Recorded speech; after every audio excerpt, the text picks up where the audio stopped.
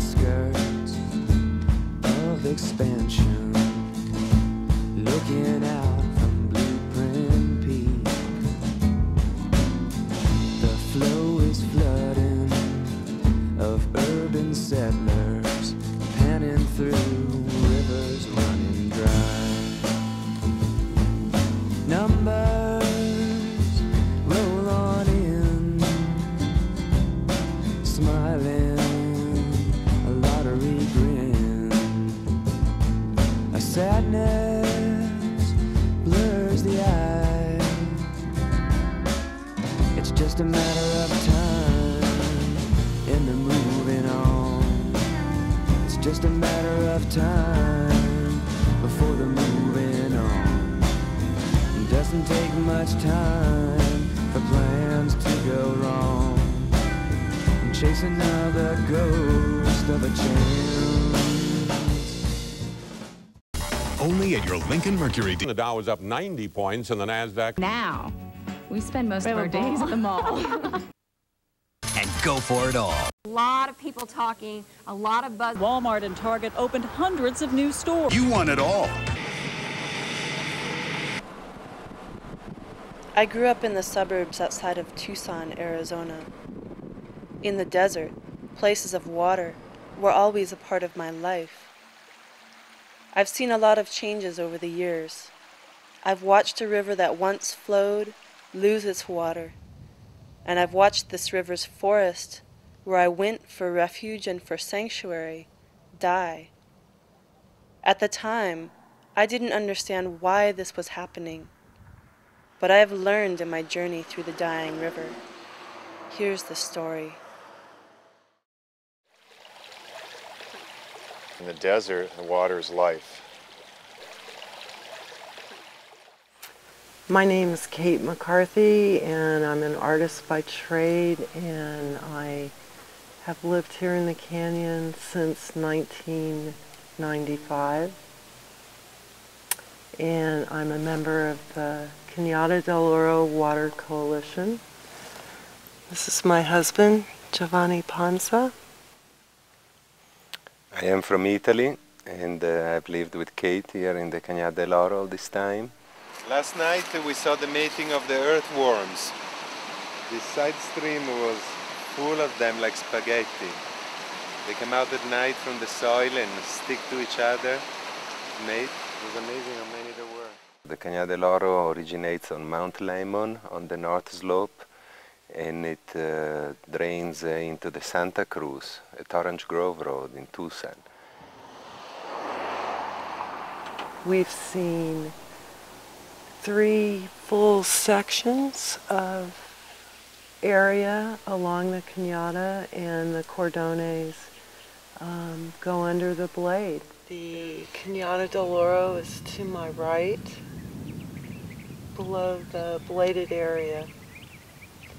We are just north of Saddlebrook and south of the biosphere. Saddlebrook, when we came, they were at this stage of this side behind us of Saddlebrook. And we've gone beyond looking at the landscape to being part of it, living here for 8 years. I don't think that I've allowed the full force of this change be felt. It's almost more than I can bear. Water's rushing before. Don't dam the river, leave the river alone. Don't dam the river, 'cause the river is a home. Don't dam the river, let the river survive. The river is alive. The riparian area is an area associated with a stream or river. The watercourses in the southwest are sort of ribbons of productive, diverse plant and animal communities. A couple of my students have done floras of riparian ecosystems, and on, say, a 5-mile stretch of a perennial river, finding from 300 to 500 different plant species. In simplest terms, the riparian area is that strip of bright green vegetation along a stream or a river, and it's bright green vegetation because there's water there. Historically, as autumn And most of our ancestors have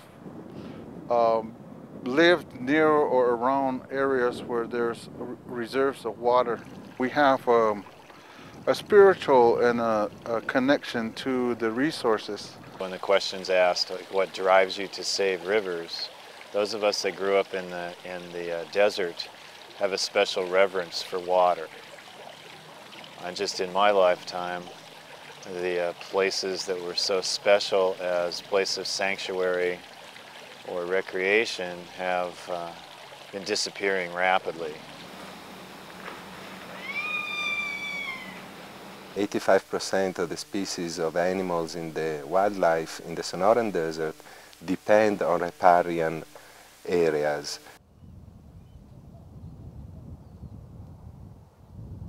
Riparian areas carry out a lot of important functions that human beings and human societies depend on. And in a lot of cases, the riparian ecosystems are carrying out these functions and services for free. And when we lose the riparian ecosystems and we try and take over some of these functions technologically, it costs money. Examples would be purification of water, improvement of water quality. Other functions are providing flood control. Riparian ecosystems also serve to help recharge groundwater tables, again, by slowing the water, allowing it to percolate into the groundwater. Well, the water table has dropped in a lot of urban areas around Arizona, largely because of groundwater pumping in excess of what nature provides. You never want to live any place in the state where there's a lot of water, because if you do, it will be destroyed. Tucson, Phoenix, all these cities are monuments to what the destruction water creates. What we belong to is an industrial culture. It's got some basic rules. One is appetites are endless. Two, resources will always rise to meet appetites. Both are lies. You got a choice of believing the lie or leaving the lie. If you stay with the lie, you'll belong to a dead civilization. I live in Tucson, Arizona. 10% of the water goes to Gulf. This is not Kansas, this is not Florida. You know, I see all the grass and millions of gallons of water used for some of these plants that are not even native to this area. And it's like you spent more water on your yard than you do, you know, for something that's useful. You know, the native trees, the mesquite trees, the saguaros, and those things are what's, I guess, this area is meant for. This place is the Sonoran Desert, and they should recognize that. You know, the majority of the riparian floodplain lands on our low elevation rivers have been converted to agriculture, or they've been dewatered as the water sources have gone towards urban areas. We're already at a situation now where 95% of the state's riparian areas have been degraded or altered because of groundwater pumping or diversions. But when you see the trees, you know that the water table is close by.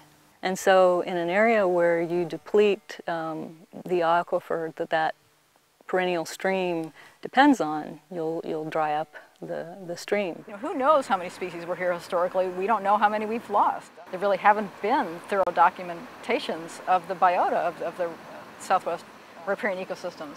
Yeah, the Cañada del Oro is a great example of a place that didn't make the list of recommendations in the Governor's Water Management Commission simply because the data weren't there at the right time. And there are reports of people in the early days of Phoenix going to the Salt River in reaches now that are dry and dammed and dewatered.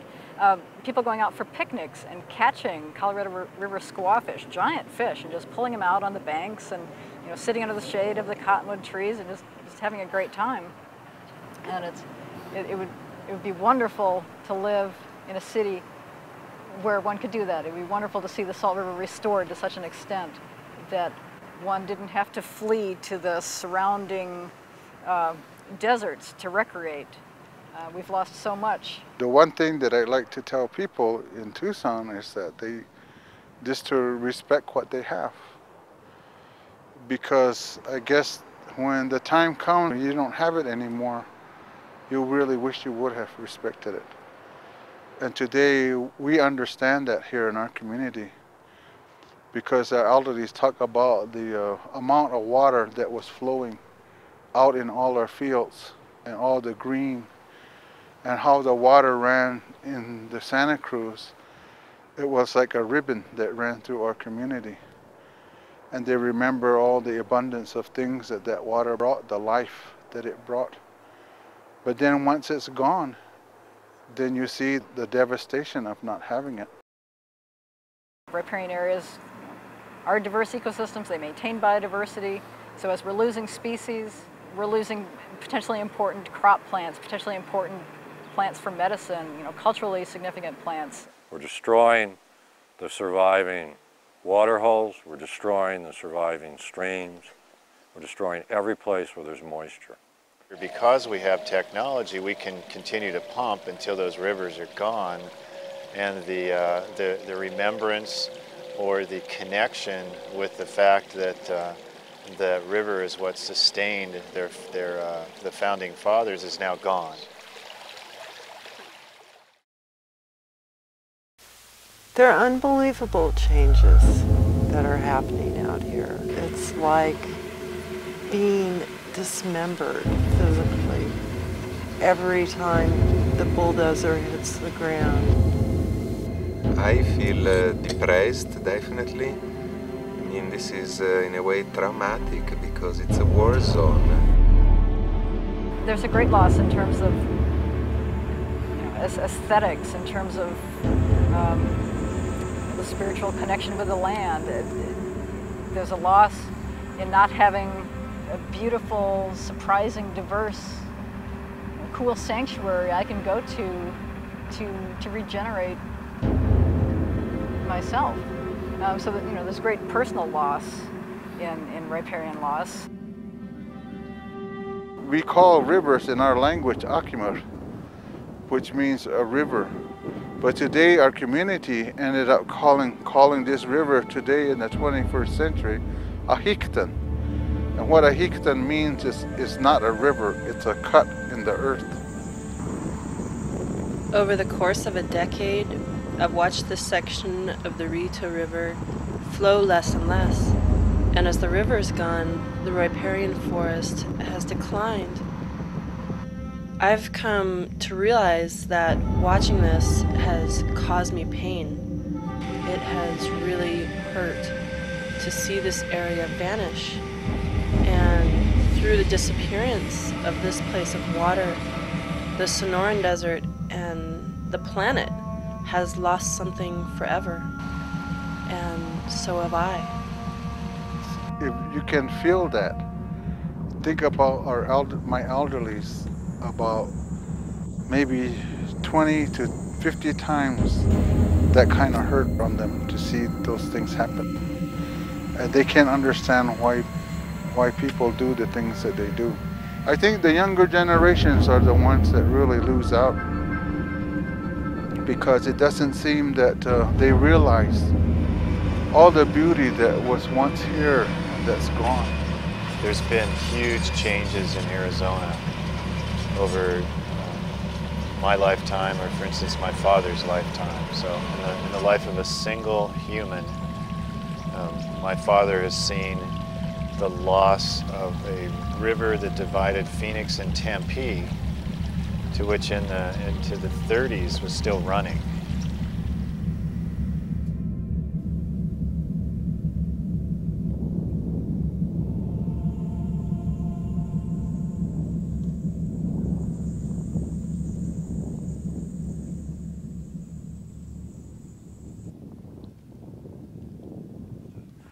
But essentially in our society, what planned communities always are class refuges.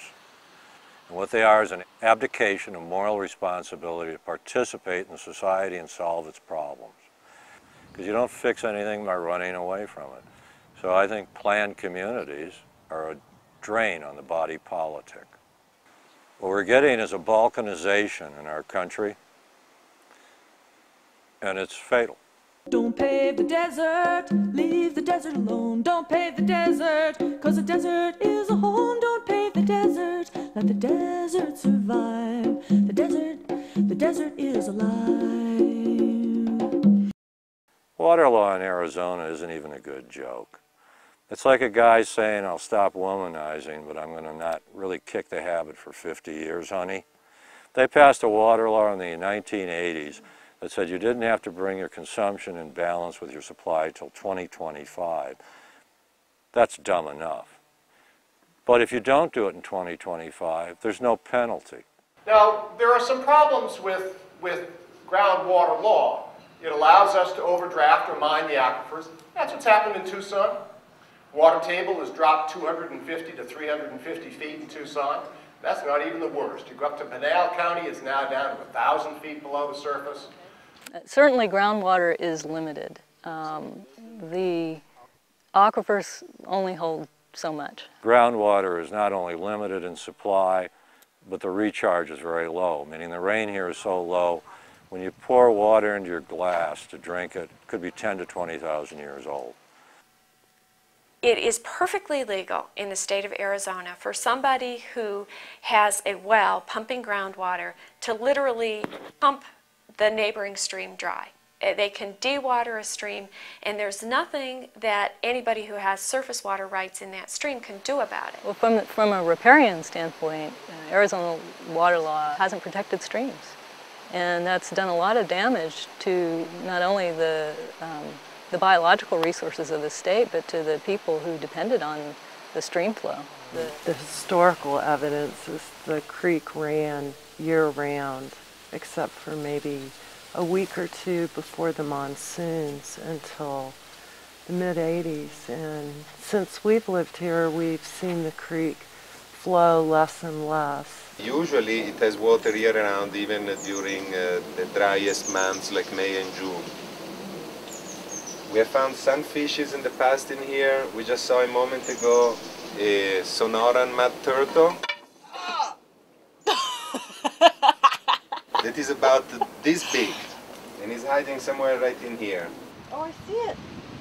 In January of 2002, we brought a lawsuit against the state of Arizona and the Department of Water Resources, basically challenging the state's failure to manage our water resources in a way that would protect the public's interest in the water courses throughout the state.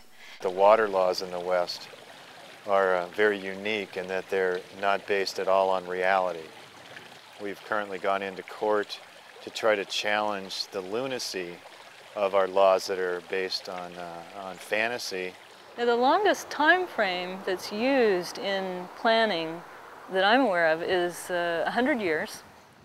This whole idea that 100-year supply, I mean, you think about that, there are other cultures that plan, 8, 9 generations into the future. They reflect on what they're doing and what impact that's going to have. 100 years, that's my grandchildren. You know, they told us that any time that you take something, you need to try to at least give something back. Yes, we have challenged the AWS certificates, the assured water supply certificates. We're still continuing our lawsuit, but this time against the state, the Arizona Department of Water Resources. So we hope that way to at least increase the discussion at the state level, in the courts, and hopefully at the legislature level on what kind of water law reform does need to happen in Arizona. A lot of the leadership and the policy shifts in this state are coming as a result of successful citizen suits and challenges in the public interest to really force the state policymakers to act in the public interest instead of in the interest of special interests. Making a connection in law for the protection of riparian areas, groundwater-dependent riparian areas, would be my key goal, because right now there just isn't any. Feel our mother hurting, know that scars are done. Breathe in your courage, 'cause the struggle has begun. Live like a prayer now, in praise of the one. We are all alive. Our culture doesn't validate the pain that we do feel when Mother Earth is being hurt all the time, and is being hurt to a point where it's beyond repair. and every individual has to decide this, do I care about anything that happens after I'm dead? And that's the big divide. If you don't, well then your life's simple. You just consume everything and don't worry about the future. Or you decide that basically, I don't want to get into these words like ecology, the environment, I don't want to wear Birkenstocks, I just soon throw my beer can out the window. But in the end, I want the world to be at least as nice when I die as when I entered it. And I'll try and govern my behavior accordingly. So the consumer has to really change its mentality, its lifestyle, its values. As resources get more scarce, you have to think, people will start thinking much more carefully about how they use them. From an evolutionary standpoint, no, we can't continue. There simply aren't, there's only one Earth, there aren't many Earths. It's going to depend on people making the connection between their lifestyle actions and the effects on ecosystems. And it's going to take redevelopment of that connection and caring with the land. What you got to face as you look at this, do you want this or do you want it not to exist? The biggest factor is going to be the continuing public will that we're not going to lose the last of our free-flowing rivers to short-term greed. I would hope that people would see water as something beyond any price, especially any streams that are still there. The only hope of saving this area is a concerted public outcry. But I know that they say that this is the last chance that the human beings have, the last chance to be able to come and work together. Because if they don't, then we all suffer the consequences of what happens. In my journey through the dying river, I have felt love and pain. The river taught me, and I have learned also through its passing. Water brings life. And in destroying these places, are we killing ourselves? My heart tells me that we can create a different future by changing our lives and taking action. Indeed, if we are to survive, do we have any choice? In the shadows of chain store ghost towns, where no one walks the streets at night, the silent nation, hooked on medication, stares into a blue flickering light. The young drift off alone, and the old are whisked away, and prospects keep looking up, but the line is getting long on the lost highway. The line's getting longer on the lost highway. Doesn't take much time. Are we a native species? Chasing by the ghost of a change. Are we native? Scary! It's getting scary! Are we exotic? We're an exotic species.